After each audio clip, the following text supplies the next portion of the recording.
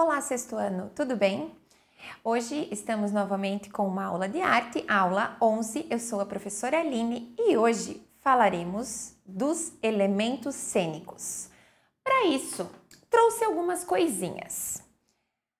Os elementos cênicos, eles vão nos ajudar a compor o nosso personagem, o nosso teatro, fazer o espetáculo.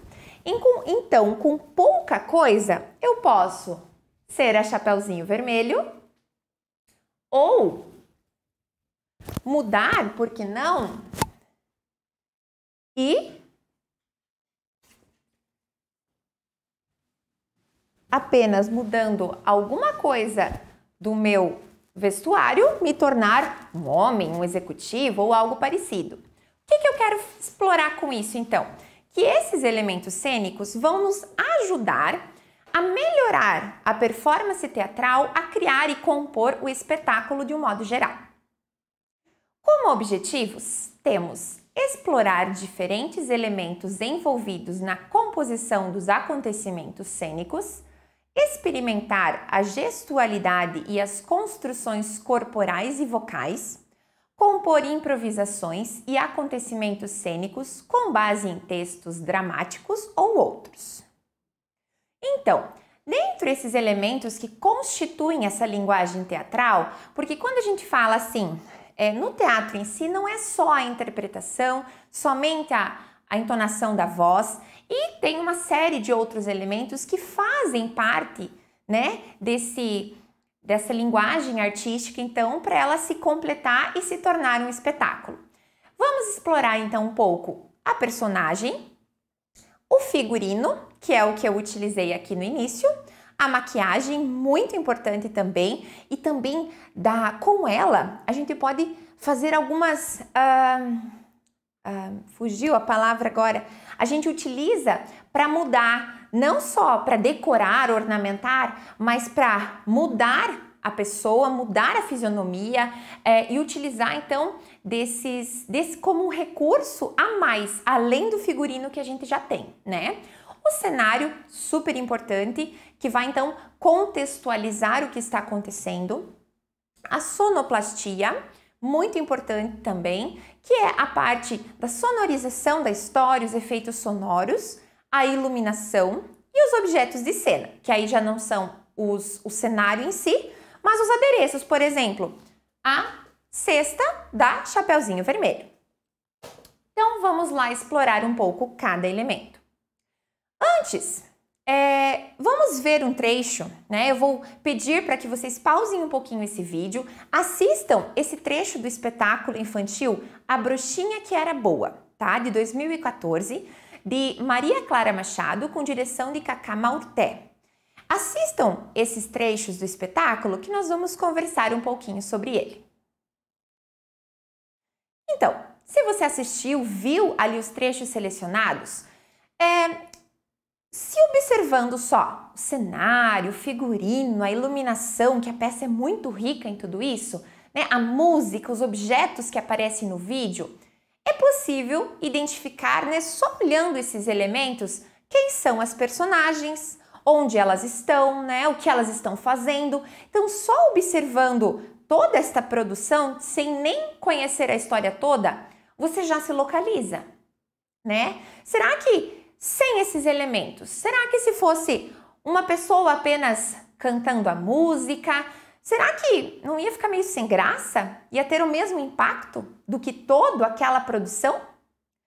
É que além de fornecer então essas informações sobre os personagens, o lugar, até a época, né, em que acontece, então, por exemplo, é como uma novela, né? Para que a gente caracterize que ela seja uma novela de época, uma novela antiga, tudo precisa estar alinhado. Então, o vocabulário, o tipo do palavreado, o cenário, as vestimentas também muito importante.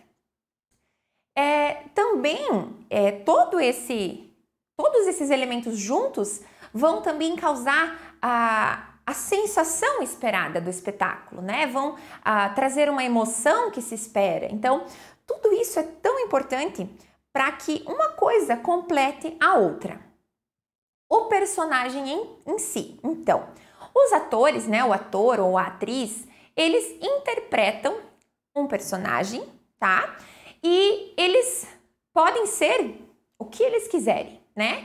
O que é bacana, que o ator ou a atriz tem que ter muito esse discernimento, eu diria, que se ele em determinada peça, ele vai representar, por exemplo, uma menina, uma criança, e em outro cenário, em outra peça, vai representar uma vovozinha, por exemplo, poxa, além do figurino ser diferente, o jeito de falar vai ter que ser diferente, as maneiras, até as gírias que se usam, essa linguagem mais coloquial precisa ser diferente.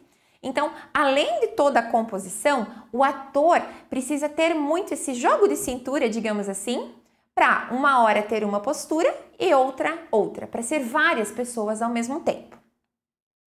O figurino, que é o que eu exemplifiquei aqui, é um elemento muito importante, tá? E além dessas vestimentas, também a gente pode inserir os acessórios, né? Como colares, chapéus, arcos, coroas, enfim, tudo isso. O figurino, ele nos ajuda a identificar quem são as personagens. Então, garanto que enquanto eu estava colocando aquela capa vermelha aqui, você já associa, poxa, eu conheço uma personagem que usa uma capa vermelha, né? Então, ele remete à nossa memória. Além, então, como eu já falei, ele caracteriza a época em que ocorre a história, também o lugar, né? A faixa etária do personagem que está sendo representado, também o ambiente onde ele vive, né? Se eu vou representar aqui, por exemplo, tenho dois exemplos. Na primeira imagem, nós temos trajes, né, mais formais, digamos assim. Também não são os trajes que nós usamos no dia a dia para o nosso trabalho ou para ir à escola. Então, podemos caracterizar de uma peça mais de época, né? Uma novela de época. Ao lado, nós temos duas atrizes representando moradoras de rua. Então, somente observando as roupas, a gente percebe aonde estaria acontecendo, aonde essa roupa estaria sendo usada. Então, para ver a importância do figurino, né? De não adianta, por exemplo, vamos imaginar que eu vá interpretar uma criança, mas eu estaria usando uma bengala, eu estaria usando um chale, um vestido florido, entendeu? Uma coisa não casa com a outra, né? E o contrário também, foi só um exemplo. Mas para ver que tudo precisa falar a mesma linguagem. A maquiagem.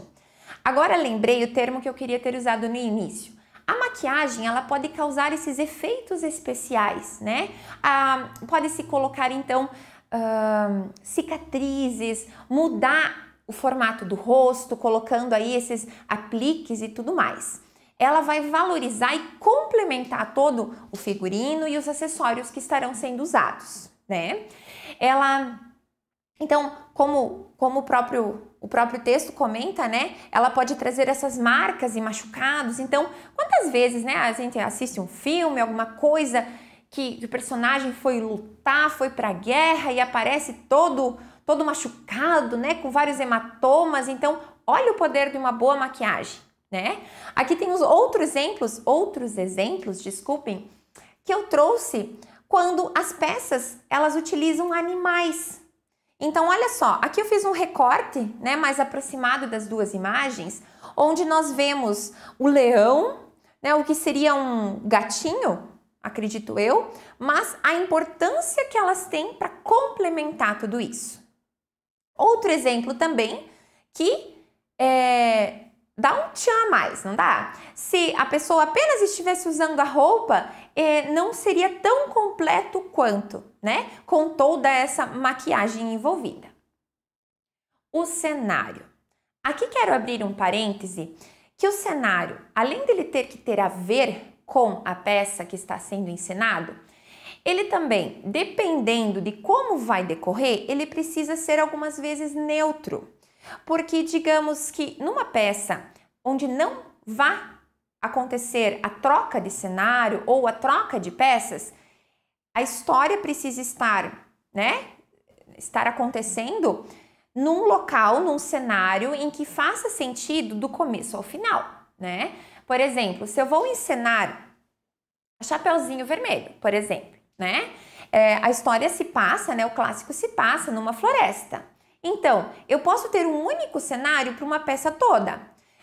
Posso usar só alguns elementos, por exemplo, no início, quando a mãe orienta Chapeuzinho, então, podemos colocar alguns acessórios, alguns elementos que remetam a uma casa, algo assim, mas no fundo pode ter uma floresta, porque a casa dela pode ser na floresta, né? Assim como quando ela vai até a casa da vovó, então a floresta seria um cenário-chave, né? Para que isso aconteça e faça sentido também. Esses elementos, então, que compõem o cenário, eles vão mais uma vez ajudar a remeter, junto com o figurino, com a maquiagem, os adereços e tudo mais, aonde está se passando essa história, né? E também pode sugerir estados emocionais, né, ou psicológicos da personagem. Mais à frente a gente vai ver sobre iluminação, sonoplastia, tudo isso entra junto, tá tudo muito ligado.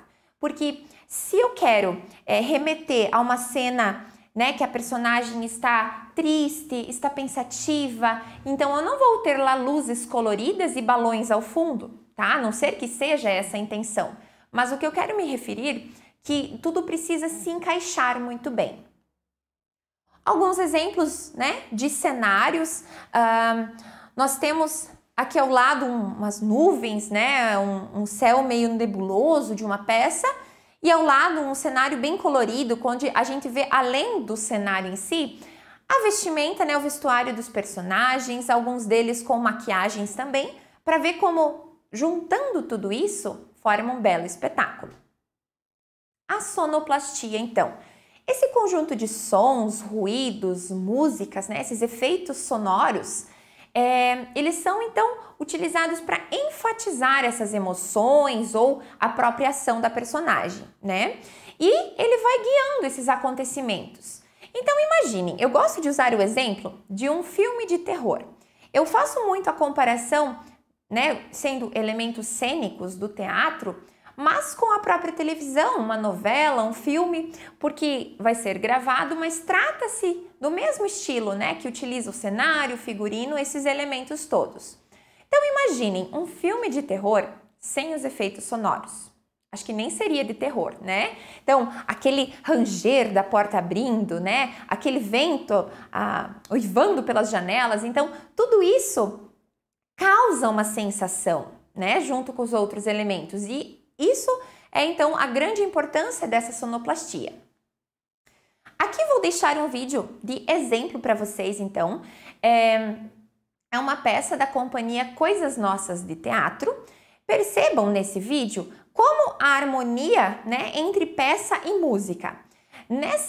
Nesse vídeo que eu selecionei, acontece, a música está sendo executada por músicos, né? Atrás da cortina, aqui talvez dê para ver uma leve silhueta, mas no vídeo perceba que a sincronia entre atores e músicos é bem bacana, vale a pena. A iluminação. Ela serve, então, para dar contrastes, né? A própria imagem, então, vou focar apenas em um determinado ambiente, uma determinada personagem, então elas vão causar e criar esses efeitos de claros e escuros, utilizando as cores também, né? E vão contribuir aí para essa dramaticidade do espetáculo. Os objetos, que foi o exemplo, então, da cesta, né? De piquenique não, cesta de doces, da Chapeuzinho Vermelho. Esses objetos de cena, como eu falei, essa cesta não entraria como cenário, parte do cenário, mas é um objeto que o ator vai utilizar, né? Esses objetos, então, eles são manipulados pelos atores e atrizes durante o espetáculo de forma geral, tá? Tenho exemplos aqui, o arco, né, do cavaleiro ali, os guarda-chuvas. Então, são elementos que vão ser usados pelos atores, mas não são ali fixos como parte do cenário. Muito bem! Essa foi, então, a nossa aula sobre os elementos cênicos. Espero que tenham gostado e confiram a atividade que eu deixei lá. Muito obrigada! Até a próxima!